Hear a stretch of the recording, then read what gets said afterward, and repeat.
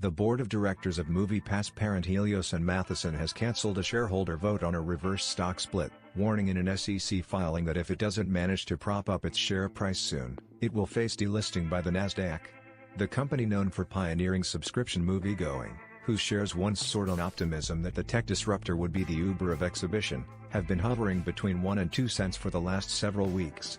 The shareholder vote had been scheduled during a special meeting on Wednesday, a gathering that was postponed once already as the company has coped with a New York State Attorney General probe and shareholder lawsuits.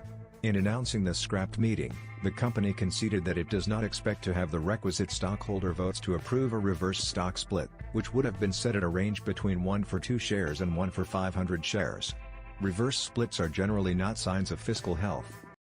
Companies use them to boost share prices by dramatically limiting the number of outstanding shares, thereby artificially inflating the price.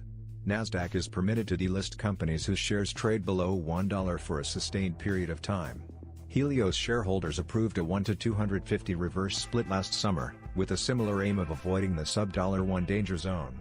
Shares spent a couple of days on the upswing, briefly reaching about $22.50 before plummeting back to earth.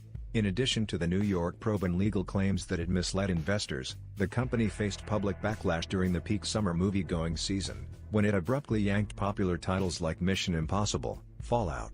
Initially blaming a tech glitch, the company has also indicated it could not afford to keep burning cash by paying tens of millions a month for bulk ticket orders while keeping subscription prices at $10 a month. In its filing today, Helios marked December 18 as a key date. If it does not regain compliance, mainly via a $1 share price, by then, it could be granted a second 180-day period to get back on the beam. The filing notes that the Nasdaq could always decline the company's request for more time. A delisting would follow, which would rob the company of a vital source of equity and legitimacy.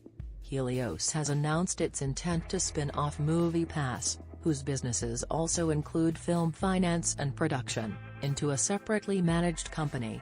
With exhibitors now ramping up their own subscription offerings, AMC Stubs A-List just announced it has reached 500,000 members about 8 months ahead of schedule. The market is much more competitive.